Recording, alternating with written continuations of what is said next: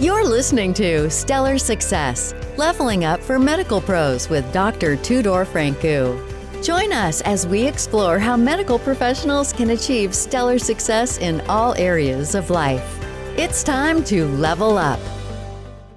Hello, everyone. Stellar Success Podcast. Dr. Lynn, how are you? I'm good. How are you? Nice to have you here. Good. Nice to be here.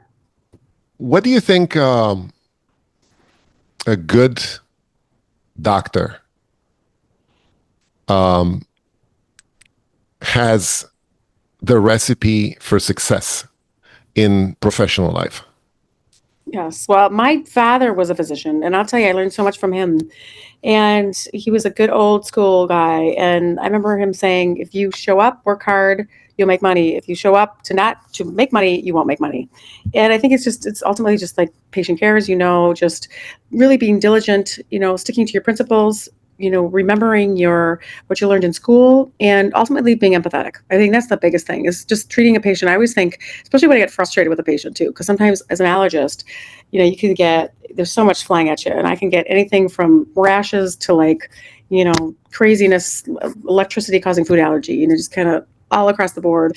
And I think it's ultimately just remembering that your patient is a human being, and being empathetic and just treating them like a family member ultimately, and thinking of them like your mom or your dad, your sister, your brother. And I just think it just helps to really look at that patient as an individual, and not necessarily look at their medical history, but just first start with who they are as a person.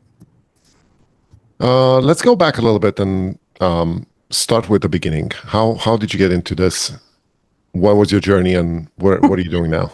Well, my journey was very interesting, and I was a philosophy major at Boston College, and I got into medicine again. My dad was a cardiologist and a wonderful man who was my hero and everything. But I got the unemployment talk my freshman year in college, and my dad said to me, what the heck are you going to do with a philosophy major, for the rest of your life?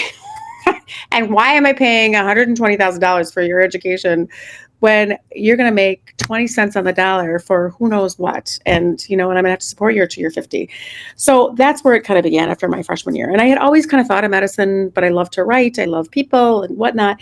And my dad said, would you just do me one favor and just take that organic chemistry class? And, heaven forbid, I took the organic chemistry class, and I applied to this early program at the University of Minnesota. And I don't know how I got in there, but somehow they let me in early, and here we go. And so, I really I'm a really spiritual person, and I truly believe that upstairs was somehow involved in me getting into medicine, because I didn't have to take an MCAT, which I don't know if I would have done really well on the MCAT. So somebody upstairs just kind of moved the traffic out of my way and let me go. Interesting. Mm-hmm. What are you doing now? I am an allergist. So I trained in internal medicine, and then I went to National Jewish in Denver and trained in allergy and immunology. And so now I've been in private practice for the last 15 plus years, and in allergy and immunology. And I've kind of started a new career. I've got this day job as an allergist, but now I have this night job as trying to be an entrepreneur. How's that going? Well, you know what? It depends on the day, I have to say. So it's slow, but I developed my own epinephrine pen.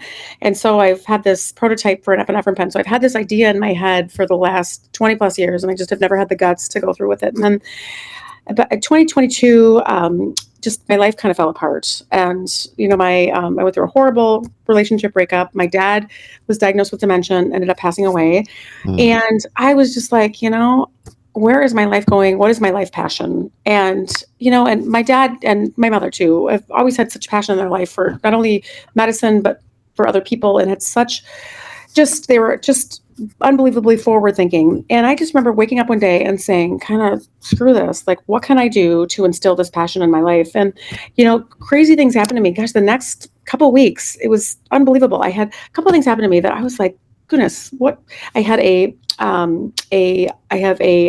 assistant that basically, so I have to give epinephrine in my office quite frequently for allergy shot, adverse reactions to a whole host of things. So, and I let everybody in my office always take a chance, because I want them to know how to use it. And I had a seasoned practitioner who I showed how to use the EpiPen, and it slipped out of her hands.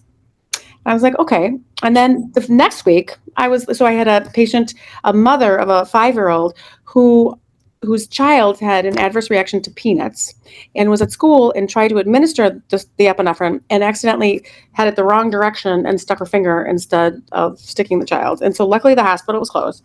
And I think the third and final thing that happened to me, and it was probably like 2 weeks later, so this all happened within the course of probably 6 weeks. I had a patient who died of a bee sting allergy that could not afford an epinephrine pen. And it was kind of like like the lights came down and said, okay, what's your passion? And I don't know what possessed me, but I got a pen and paper out and started writing the ideas in my head that I've had for 15 years about the pitfalls of the current epinephrine pens that just stink, by the way. And lo and behold, 3 years later, I have a corporate attorney, a patent attorney, a consultant, a design engineer, and everything. And I'm 3 years into, and I have a non-working prototype of an epinephrine pen. So now Interesting. Yeah. So here we go. So, your life is like, how the heck, people ask me, how the heck did I get here? I really don't know. I have no idea, but life threw me. Well, I think you know. I think it's your passion for this thing, because otherwise you can't do just things like this without passion. True. But this could be revolutionary, right? For some people. I mean, if you think about it,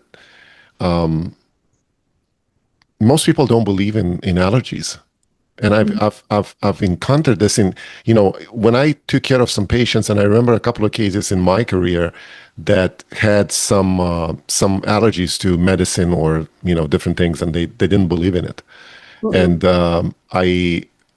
I pull out some reports for them, and, this is a life or death situation. And especially in your career, I think the epinephrine shot, it's life-saving. It's the only life-saving modality for them to be treated with. Do you have any competition in this thing? Oh, yes, I do. Well, that's a loaded question. I do, and I don't. And, the present epinephrine pens are just terrible, and they make no sense whatsoever, and they're not child friendly. But there's never been any motivation for anybody to ever change them. And there's been a couple. And they're very expensive. Oh, they're ridiculously expensive. They're very expensive. People don't have any idea. How much is an EpiPen? Depends. Well, back in like 8 years ago, they were price gouging, and it was like $700. So it was ridiculous. And now it's come down. They've got the generics and whatnot. But you can't get one for less than $150, and that's with good insurance. And then, who are the people that are affected? A lot of people that just can't afford these things and think, well, it's never going to happen to me. I haven't had a bee sting in 20 years, but boom, you get a bee sting, and that's the end of your life. And so it's pretty bad. But the devices are not very good. Then there's been a lot of talk about the intranasal epinephrine. It's kind of the same thing as the intranasal naloxone that they use obviously for opiate overdoses. Yeah. God darn it. I during my moment of, or my 6 weeks of just like, what am I doing with my life? I got the pen and paper out, and then I, started just emailing, or just LinkedIn. I got LinkedIn. I'd never used LinkedIn before. And in fact, I sent so many emails that I got kicked off of LinkedIn 4 times. I had no idea what the rules were of LinkedIn. I was like, I have no idea what the rules are, but I literally did. And some lady felt bad for me and said, well, Dr. Lent, you really can't send 600 emails within 48 hours. But I tell you, I just went bananas on this. And I had 2 people who actually responded to me. And this was probably in January of 2023, I want to say. And one of them said to me, this is Steve Augustin, said to me, there's this conference on devices. And then I think he was saying, ha, ha, ha, she's never going to come. That's in 2 weeks in Gothenburg, Sweden. And he's like, I'll see you later if you really believe in this. And what did I do? I booked a flight, and I was in Gothenburg, Sweden 2 weeks later. I had no idea. I knew nobody, nothing. But when I got there, what was really interesting, out of 2,000 people, I was probably the only physician, and everybody said, this intranasal is it's going to take over the epinephrine world. Don't even try. And 20 years of clinical experience, as you know, as a physician, clinical experience means a lot. And I don't care how many engineering degrees you have. If you have ever given epinephrine, if you've ever had any clinical experience, especially when you deal with children and whatnot. Anyway, so everyone's like, no. I went back to the same conference a year later, and I talked to the same person who said, you're crazy, don't pursue this, you're going to waste your money. Completely different tone, and said, intranasal is never going to fly. And I said, didn't I tell you this last year? For number one, have you ever tried to put Flonase up a kid's nose?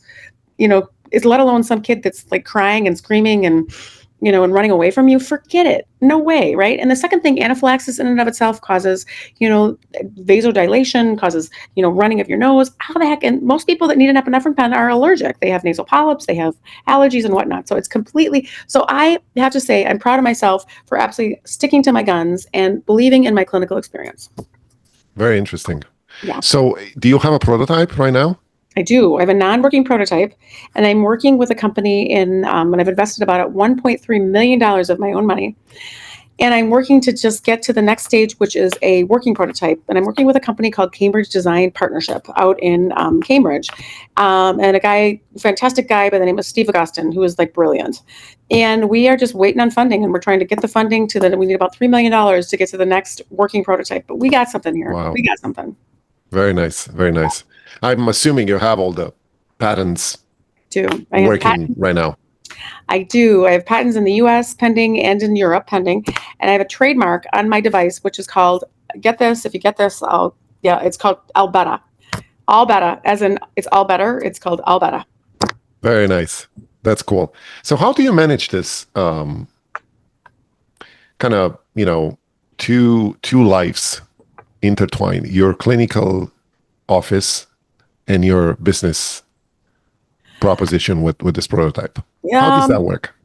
It's a lot of work, I have to say. And it's a lot of preparation and it's a lot of hours, I'll tell you. And I like to say I have this day job that I work about 80 hours a week, but then I have this night job and I call it my pole dancing job. So I guess, but that's a lot of work too. But I try to be as efficient as I can. That's the big thing. And any second I have, I give myself a couple hours. So I do my day job and then I come home and then I do my night job and I give myself 3 hours and I am as efficient. I give myself a half an hour to watch trash TV.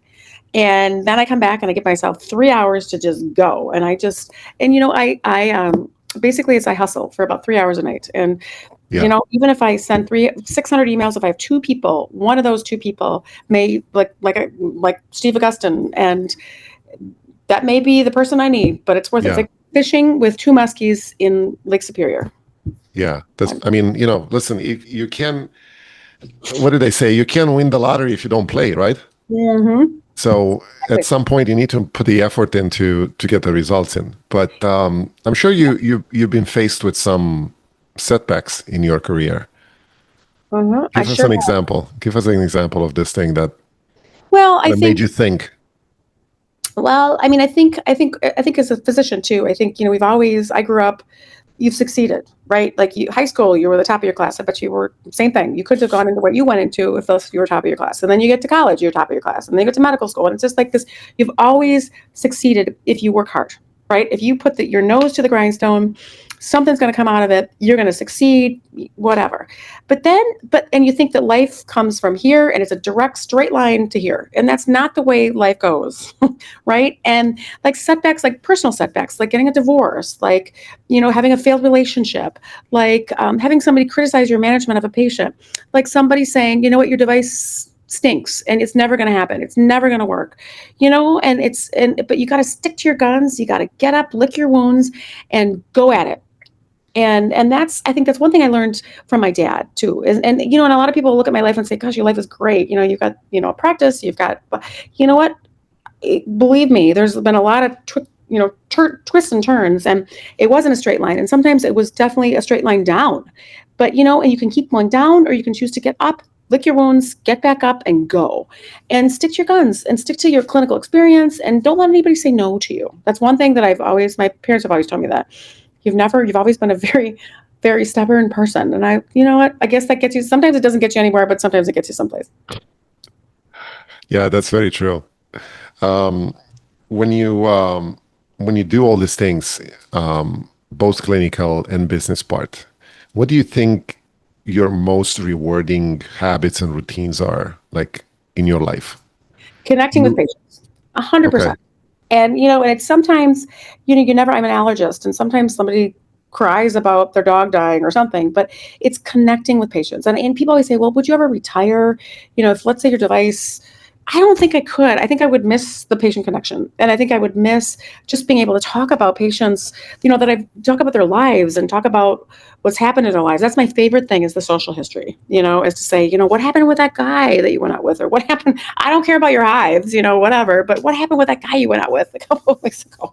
So, I mean, it's connection with patients. And I would miss that so much if I ever were to retire. So I think if anything, that's the most rewarding thing, is just to and I look back when my dad was dying, and I look at the people, some of the clinicians that helped me through that. And there are a couple people that really took the time with me. They could say, what med do you need? What do you need? Blah, blah, blah, blah, blah. But they took the time and asked me, how I was, or took just the extra 5 minutes. And I would so miss that if I ever retired. I mean, that's the most rewarding experience.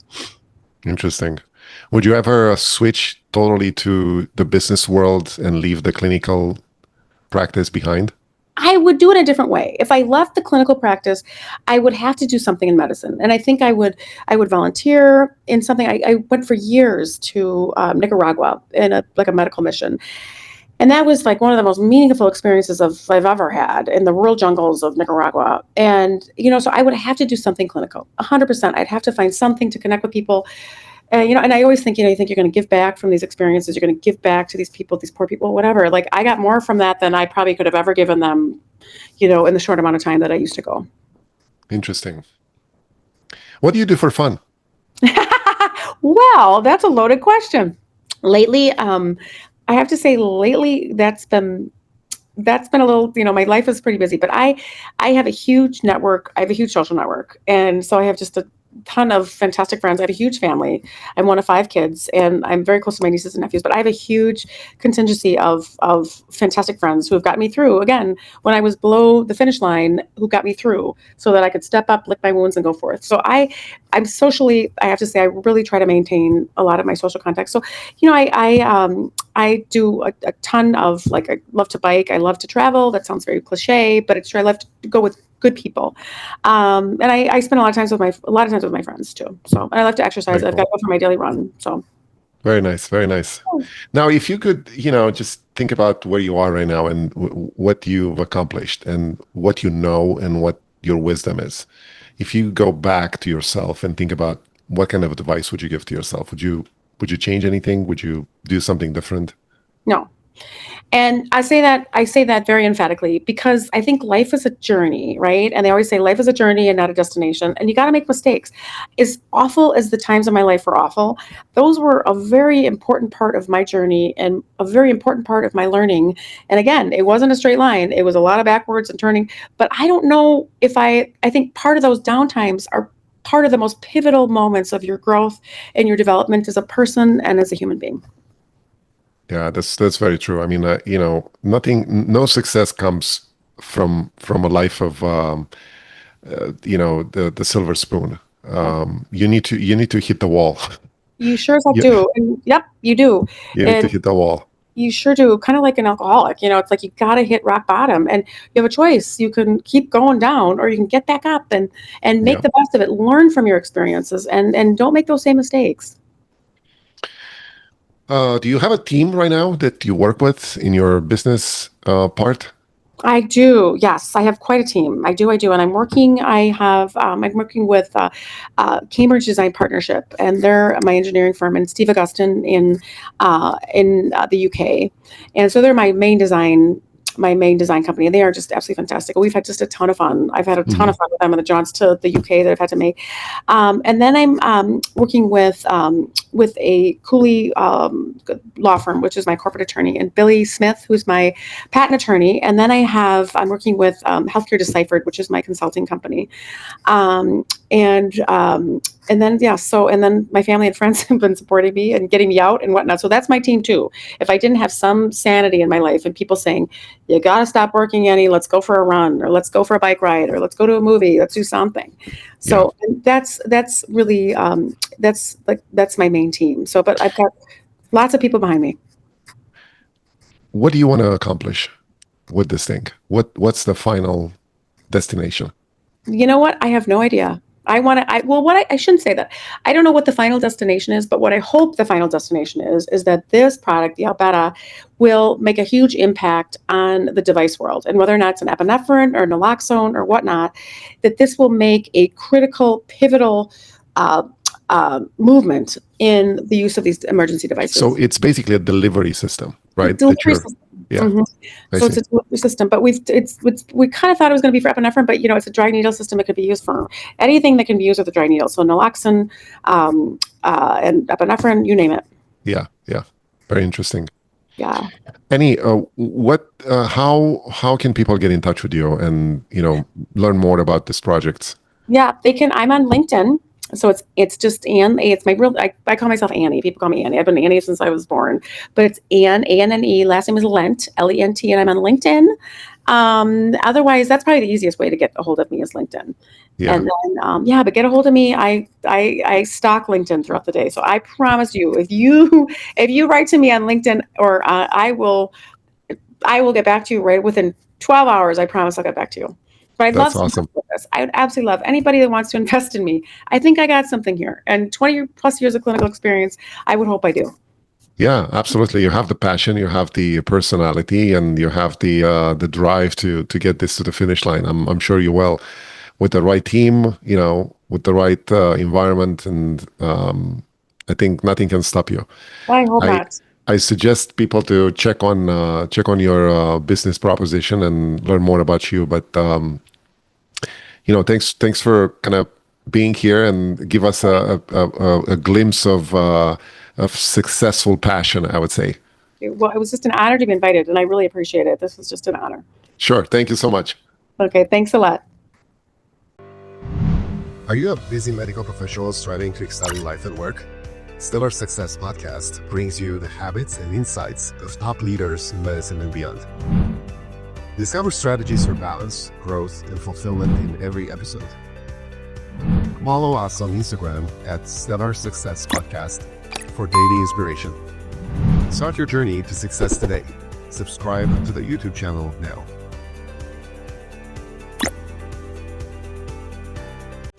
That's a wrap on Stellar Success, Leveling Up for Medical Pros with Dr. Tudor Francu. Interested in joining us? Go to stellarsuccesspodcast.com/guest to apply. Stay stellar and level up.